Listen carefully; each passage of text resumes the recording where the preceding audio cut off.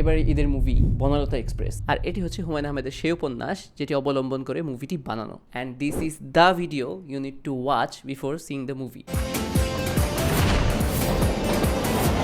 আমি যখন গত বছর এই মুভির অ্যানাউন্সমেন্ট শুনলাম তখন বারবার চিন্তা করছিলাম যে হুমায়ুন আহমেদের এত উপন্যাস থাকতে বনলতা এক্সপ্রেসের জন্য এই কিছুক্ষণকেই কেন বেছে নেওয়া হলো। অ্যান্ড এই প্রশ্নের উত্তর জানতে হলে বেসিক্যালি যে কাউকে পুরো বইটা শেষ পর্যন্ত পড়তে হবে, আর সংক্ষেপে জানতে হলে এই ভিডিওটি আপনাকে শেষ পর্যন্ত দেখতে হবে, কেননা এইটি শেষ করার পর আপনার নিজেরও মনে হবে যে আপনি বনলতা এক্সপ্রেসের একজন যাত্রী। হুমায়ুন আহমেদের কিছুক্ষণ উপন্যাসটা বারবার পড়ব করেও আমার পড়া হচ্ছিল না, কিন্তু গত সপ্তাহে শেষ পর্যন্ত যখন এক বসায় আমি পুরো উপন্যাসটা বসে শেষ করলাম তখন অনেকটাই ক্লিয়ার হলো যে মুভির জন্য এই উপন্যাসকে সিলেক্ট করার মূল কারণ মূলত দুটি। তার মধ্যে প্রথমটা হলো এর সব ডাইনামিক চরিত্র, আর দ্বিতীয়টা হলো এর হোলসাম গল্প। আমরা যারা হুমায়ুন আহমেদের বই পড়ে বড় হয়েছি বা এখনো পড়ি তারা সবাই কম বেশি হুমায়ুন আহমেদের ওয়ার্ল্ড সম্পর্কে অবগত, এবং আমরা এটাও জানি যে হুমায়ুন আহমেদের সৃষ্টি করা চরিত্রগুলোর মধ্যে কিছু স্টেরিওটাইপ ব্যাপার আছে। যেমন গল্পের নায়িকা অপরূপ সুন্দরী এবং নম্রভদ্র হবে, তার আবার একটা দুষ্টু প্রকৃতির বাচাল স্বভাবের বান্ধবী থাকবে। দেখা যাবে গল্পের নায়ক আবার খুবই সহজ সরল এবং বোকাশোকা টাইপের। আরও থাকবে অতি শিক্ষিত যুক্তিবাদী এবং পিএইচডিধারী কোনো বিজ্ঞানী বা স্কলার যে অদ্ভুত কিছু কাজ করবে। আবার কিছু পার্শ্ব চরিত্রও থাকবে, যেমন ছোটখাটো স্বভাবের কোনো মেয়ে চরিত্র যে ধূপধাপ করে কারো মুখের উপর কথা বলে দেয়। মিনিমাম একটা চরিত্র তো থাকবেই যার কোনো না কোনো মানসিক সমস্যা আছে। এমন একটা চরিত্র থাকবে যে একই সাথে খুবই ধর্মভীরু এবং ধর্মান্ধ হবে, এবং সবশেষে থাকবে খুবই ক্ষমতাবান কোনো একজন ব্যক্তি যার ক্ষমতার প্রয়োগ বা অপপ্রয়োগ গল্পকে কোনো না কোনো একটা স্টেজে নিয়ে যাবে। আর গল্পের মধ্যে থাকবে এমন একটা টুইস্ট যা হয়তো আপনার মন খুব ভালো করে দিবে অথবা কয়েক দিনের জন্য আপনার মন খারাপ করে দেবে। সো এই যে এতক্ষণ এই চরিত্রগুলো নিয়ে কথা বললাম, এগুলো তো একটু হলেও পরিচিত লাগছে, রাইট? ওয়েল, কংগ্রাচুলেশন, কারণ এরকম প্রত্যেকটা চরিত্রই কিছুক্ষণ উপন্যাসে আছে। সো ওই সেন্সে আমার মতে this is the most Humayun Ahmed novel of Humayun Ahmed. কিভাবে? আসুন চরিত্রগুলোর সাথে আপনাকে একটু ভালো করে পরিচয় করে দেই, আর এর সাথে গল্পটা একটু জানা হবে।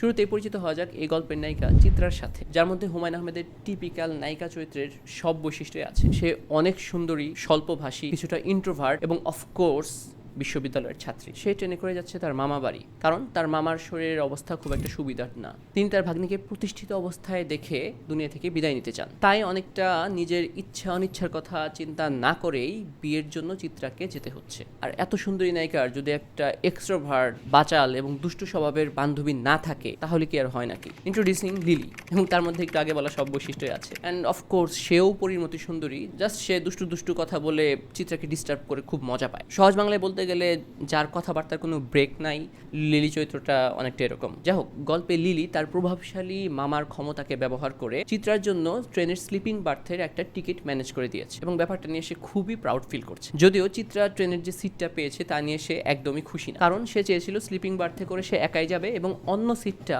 ফাঁকা যাবে যেন সে একটু আরাম করে কমফোর্টেবলি ট্রাভেল করতে পারে। কিন্তু বার্থে ঢুকেই সে দেখে যে লুঙ্গি পরা এক বুইরা বেড়া বার্থের অপর সিটে বসে আছে এবং ইচ্ছা মতো সিগারেট খাচ্ছে। এখন এই লোক আবার কে? Introducing professor Rashid Uddin. এই প্রফেসর রশিদ হুমায়ুন আহমেদের আরেকটা স্টেরিওটাইপ চরিত্র, যিনি একজন স্কলার। শুধু স্কলার বললেও কম হয়ে যায়, পৃথিবীর সেরা 10 জন ম্যাথমেটিশিয়ানের মধ্যে তিনি একজন, এবং রামানুজনের সাথেই তার নাম উচ্চারিত হয়। বাট স্যাডলি তার ব্যাপারে কেউ জানে না। তো এই ভীষণ যুক্তিবাদী, চিন্তাবিদ এবং চিল মাইন্ডেড প্রফেসর রশিদ ইউএসএ থেকে ফিরেছেন প্রায় 21 বছর পর। দেশে ফেরার পর তিনি তেমন কিছু আর চিনতে পারছেন না, কেননা এত বছরে দেশের অনেক কিছুই বদলে গেছে। তিনি চিরকুমার, কখনো বিয়ে করেননি, একবার একজনকে ভালোবেসেছিলেন কিন্তু সেটা কোনো পরিণতি পায়নি। যা হোক, রশিদ সাহেব যে বার্থের ভিতর বসে বিড়ি ফুঁকে চিত্রাকে আনকমফোর্টেবল করেছেন এটা তিনি বুঝতে পেরেছেন। ফলে রেলের অ্যাটেন্ডেন্টকে তার হুইস্কির জন্য বরফ আনতে বলার সময় তিনি যখন চিত্রার ব্যাপারে জানতে চান তখন অ্যাটেন্ডেন্ট তাকে বলে যে চিত্রার জন্য অন্য একটা বার্থে যাওয়ার ব্যবস্থা করা হয়েছে, আর এই বার্থে প্রফেসর সাহেবের সাথে যাবেন একজন ডাক্তার। এখন এই ডাক্তার কোত্থেকে এলো? Introducing doctor Ashhab. তিনি একজন পেশাদার ডাক্তার এবং শখের ম্যাজিশিয়ান। তিনি ভ্রমণ করছেন তার মায়ের সাথে। তার বয়স 25 থেকে 30।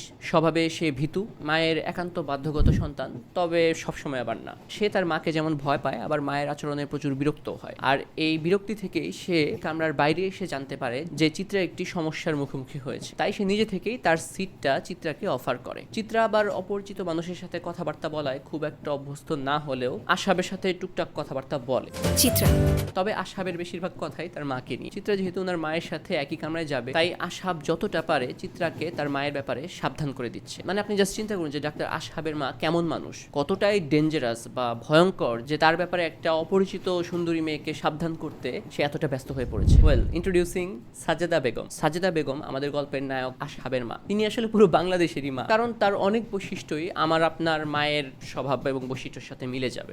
বাংলার নয়া জুয়েলাইস। ভিন্নতা হলো সাজেদা বেগম তার ছেলে আসহাবকে নিয়ে একটু বেশিই অবসেস। তিনি যেমন ধার্মিক তেমন জাজমেন্টাল, আবার কিছুটা মানসিক সমস্যাগ্রস্ত, যার আলামত ওনার কথাবার্তা এবং আচরণে একটু পরপরই পাওয়া যায়। ফর এক্সাম্পল, তার প্রবলেমটা হলো যে তিনি অপরিচিত যে কোনো মানুষকেই খুব সহজেই নিজের আপন ভাবা শুরু করে দেন। আপন মানে একদম আত্মীয় লেভেলের আপন। চিত্রাকে তিনি প্রথম দেখাতেই বেশ পছন্দ করেন। তবে চিত্রার মতো সুন্দরী আর বিবাহ উপযুক্ত মেয়ে তো আর সিঙ্গেল থাকে না। সো মনে মনে তিনি এটা চিন্তা করে আগেই নিজের পুত্রবধূ হওয়ার সম্ভাবনা থেকে চিত্রাকে রিজেক্ট করে দেন। তুমি এইরকম বেটা মানুষের মতো হাসলা কেন?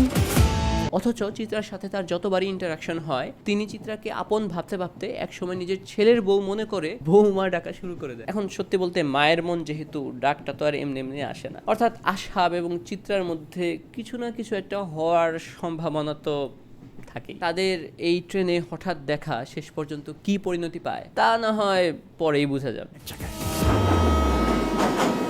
এতক্ষণ তো গেল ট্রেনের এক পাশের গল্প। ওইদিকে ট্রেনের অপর পাশে সেলুন কারে আছে আরো ইন্টারেস্টিং কিছু চরিত্র এবং সেখানে ঘটছে আরো নাটকীয় সব ঘটনা। ইন্ট্রোডিউসিং AKK ওরফে আবুল খায়ের খান। তিনি বর্তমানে দেশের স্বরাষ্ট্রমন্ত্রী। নিজের সুন্দরী বউ, নববিবাহিত শ্যালিকা এবং তার স্বামীকে নিয়ে ফুল পার্টি করে তিনি সেলুন কারে ভ্রমণ করছেন। তবে এই এত এত আয়োজন আর আমেজের মধ্যেও তার মনে একটা চাপা টেনশন কাজ করছে, কেননা কিছুক্ষণ আগে তিনি জানতে পেরেছেন যে তার মন্ত্রিত্ব চলে গেছে এবং তার ছেলেকে পুলিশ গ্রেফতার করার জন্য খুঁজছে। তিনি অলরেডি কয়েকটা জায়গায় ফোন করে তার মন্ত্রিত্ব যাওয়ার ব্যাপারটি কনফার্মও করেছেন। তবে এই বিষয়টি তিনি তার ওয়াইফ সুরমাকে জানাতে পারছেন না। এরকম মুহূর্তে বিষয়টি কিভাবে জানাবেন তা নিয়ে তিনি ভীষণ টেনশনে আছে। এই সুযোগে সুরমার সাথেও পরিচয় হওয়া যাক। সুরমা আমাদের গল্পে মন্ত্রী মহোদয়ের ট্রফি ওয়াইফ এবং তার চরিত্রটি মোটামুটি প্রেডিক্টেবল, কেননা বাংলাদেশের একজন মন্ত্রীর ট্রফি ওয়াইফের মধ্যে সুন্দরী হওয়া ছাড়া আর যেসব গুণ থাকাটা খুবই স্বাভাবিক, সুরমার মাঝে তার সবকিছুই আছে। যেমন নিজের স্বামীর ক্ষমতা অপপ্রয়োগ করার মানসিকতা, মৌজ মাস্তি আর ফুর্তিতে ডুবে থাকা, সাধারণ মানুষকে মানুষ মনে না করা এবং বিপদে পড়লে নিজের চরম স্বার্থপরতার পরিচয় দেওয়া ইত্যাদি। সো সুরমার সাথে কি হয় এবং আবুল খায়ের খানের জন্যই বা কি পরিণতি অপেক্ষা করছে তা না হয় আপনি মুভিতেই দেখলেন। কিছুক্ষণ উপন্যাস অনুযায়ী এই গল্পে বাকি রইল আর দুটি মেজর ক্যারেক্টার। তারা হলেন মাওলানা আজিজুর রহমান এবং তার সন্তান সম্ভবা স্ত্রী আফিয়া। তাদের সাথে সংক্ষেপে পরিচিত হওয়া যাক, কেননা এই গল্পে তাদের উপস্থিতি অল্প থাকলেও ভূমিকা অনেক গুরুত্বপূর্ণ। মাওলানা সাহেবের কথা যদি বলি, হ্যাঁ, তিনি অনেক ধর্মভীরু এবং পরহেজগার লোক, তবে একই সাথে তিনি আবার একটু বেশি ব্যাকডেটেড। যেমন তার স্ত্রী অসুস্থ হয়ে যাওয়ার পর তিনি মহিলা ডাক্তার খোঁজার জন্য ব্যস্ত হয়ে পড়েন, অথচ ডাক্তার আসহাব তাকে সাহায্য করতে চাইলে তিনি একদম অসম্মতি জানান। অথচ তার স্ত্রীর কিন্তু জান যায় যায় অবস্থা, কিন্তু মাওলানা সাহেব তার গোরামি থেকে এক চুলো ছাড় দেওয়ার জন্য প্রস্তুত না। কিছু মানুষ থাকে না, যে যাই বলুক তাল গাছ আমার, উনি এক্স্যাক্টলি ওই ধরনেরই মানুষ, যাদেরকে বেসিক্যালি কেউই কিছু বুঝাতে পারে না, কারণ তারা বিশ্বাস করেন যে তারাই সব থেকে ভালো বোঝেন, তারাই সব থেকে ভালো জানেন। এই আজিজুর রহমানের সাথে কি ঘটে তার আপনাকে বললাম না, আপনি দেখে মজা পাবেন। যা হোক, এই মাওলানা সাহেবের স্ত্রী আফিয়ার ব্যাপারেও আপনাদেরকে জানানো যায়। আফিয়া হলো সেই চরিত্র যার বয়স কম,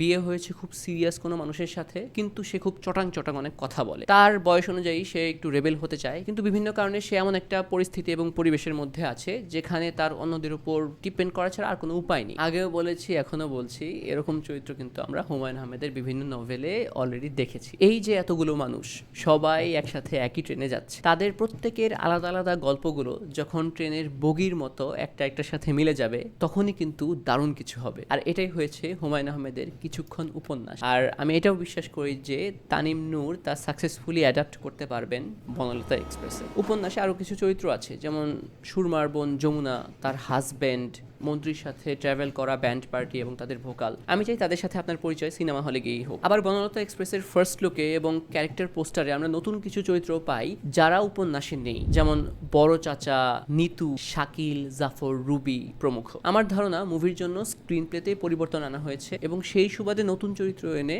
অন্যান্য চরিত্র কিছুটা কাটছাট করা হয়েছে। এখন তা মুভির ফেভারে কতটুকু কাজ করবে সেটা না হয় মুভি দেখার পরেই বোঝা যাবে। আমি জাস্ট বলবো যে উৎসব সিনেমার সাকসেসের পর তানিম নূর বনলতা এক্সপ্রেসের জন্য জন্য এই কিছুক্ষণ উপন্যাসটিকে বেছে নিয়ে একটি মাস্টার স্ট্রোক খেলেছেন। উপন্যাসটি খুবই মজার এবং এন্টারটেইনিং, তাই ফিল্মটিও খুব ভালো রেসপন্স পাবে বলে আমার বিশ্বাস। কেননা হুমায়ুন আহমেদের স্টোরি টেলিং এর একটা বিশাল ফ্যান বেস তো সবসময় ছিলই দেশে। তাদের সাথে যুক্ত হবে তানিম নূরের ফিল্ম মেকিং এর ভক্তরাও। সত্যি বলতে বনলতা এক্সপ্রেসে যদি উপন্যাসের 70 থেকে 80% সাকসেসফুলি দেখানো যায়, তাহলে এটি উৎসবের সাফল্যকেও ছাড়িয়ে যাবে বলে আমার বিশ্বাস। আমি তাই আপনাদেরকে বলবো, নির্দ্বিধায় আপনার ফ্রেন্ডস আর ফ্যামিলিকে নিয়ে এই মুভিটি আপনারা দেখতে যাবেন। ইনফ্যাক্ট আপনার যেই মুভি ভালো লাগে আপনি সেটাই দেখতে যান। আমার প্রথম চয়েস বনলতা এক্সপ্রেস। আর যদি মুভি দেখার সময় এক্সট্রা কিক চান, তাহলে মুভি দেখার আগে ঘন্টাখানেক সময় নিয়ে অবশ্যই কিছুক্ষণ উপন্যাসটা পড়ে নিন। It will be worth it. ভিডিওটি ভালো লেগে থাকলে লাইক এবং কমেন্ট করে জানান।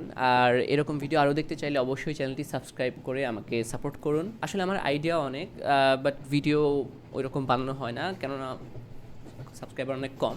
সো আপনাদের এই সাপোর্টটাই আমার মোটিভেশন। ঈদ মুবারক, and I will see you in the next one.